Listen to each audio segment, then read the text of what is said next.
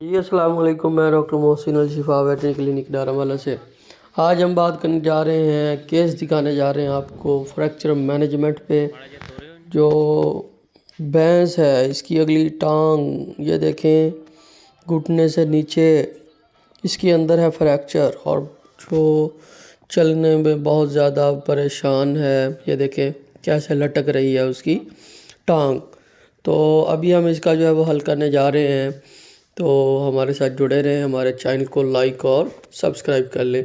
तो अभी जानवर को जो है वो हम इंजेक्शन लगा रहे हैं ताकि जो पेनलेस प्रोसीजर किया जा सके। तो जो टांग टूटी होगी वो हम ऊपर करेंगे, वो ऊपर की जानब होनी चाहिए ताकि चारों साइड से उसको अच्छे से मैनेज किया जा सके, अच्छे से पकड़ा जा सके।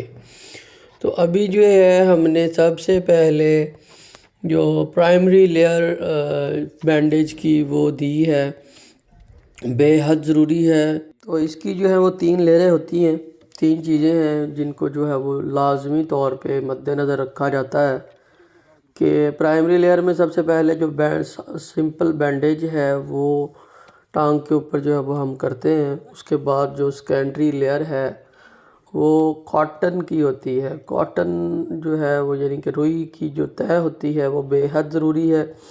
बहुत सारे जो देसी लोग हैं, देसी जुगाड़ करते हैं, देसी काम करते हैं, वो इसको मद्देनज़र बिल्कुल भी नहीं रखते, जिसकी वजह से वो लोग जो खड़पंचे लगाते हैं और जो टांग बांधते हैं, तो जो भी सपोर्ट जो है वो दी जाती है जहाँ टांग को बांधने के लिए, तो वो टांग के साथ लग के ज़ख़म बना देती है। इसके अलावा बहुत जगह पे ये देखा गया है कि लोग जहाँ से टूटी है वहाँ से बांध देते हैं, लेकिन नीचे से वहाँ से अगर रुई की जो सेकेंडरी लेयर है वो ना लगाई जाए तो नीचे वाली जो टांग है वो सूज जाती है, क्योंकि ब्लड सप्लाई जो है वो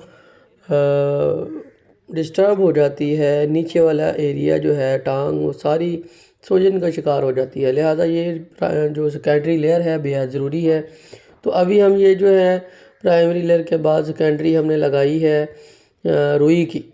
तो रुई की एक अच्छी जो कॉटन की लेयर है वो हमने दी है। उसके ऊपर हमने जो है वो सपोर्ट के तौर पे बैम्बू स्टिक्स यूज़ की हैं और उनके ऊपर जो है वो स्ट्रिप्स लगा रहे हैं। तो पूरे अच्छे से इसको जो है वो हम मैनेज कर रहे हैं। तो ऑर्थोपेडिक के जो बहुत अहम रूल है वो हम आपको बताते हैं। उसके 3 अहम पॉइंट हैं ऑर्थोपेडिक रूल के।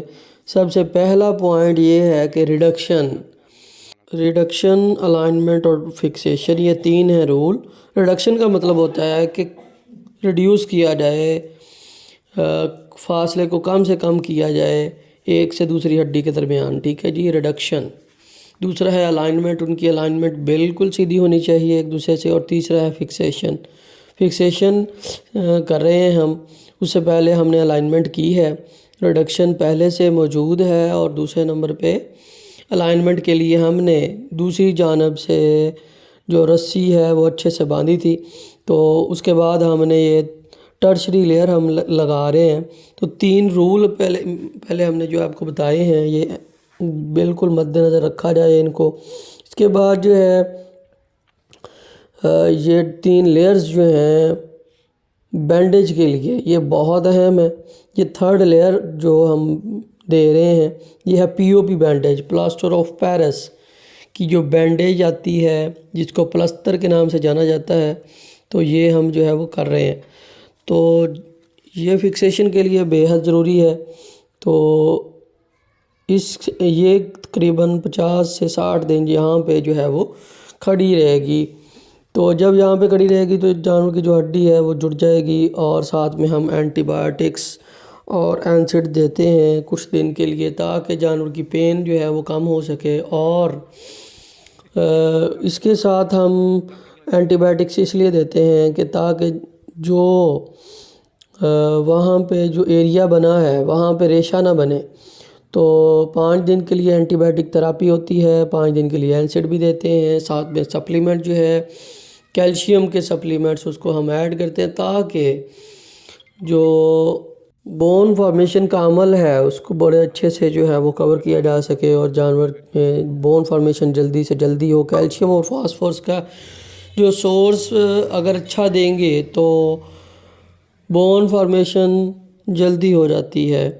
تو امید کرتے ہیں آج کی ویڈیو آپ کو بہت پسند آئی ہوگی. بہت انفارمیٹیو باتیں آپ کو بتائی گئی ہیں، دکھائی گئی ہیں کہ کس طرح سے فریکچر کو مینیج کیا جاتا ہے لارج اینیمل کے اندر. مزید معلومات و رہنمائی کے لیے جڑے رہیں ہمارے چینل کے ساتھ. شکریہ.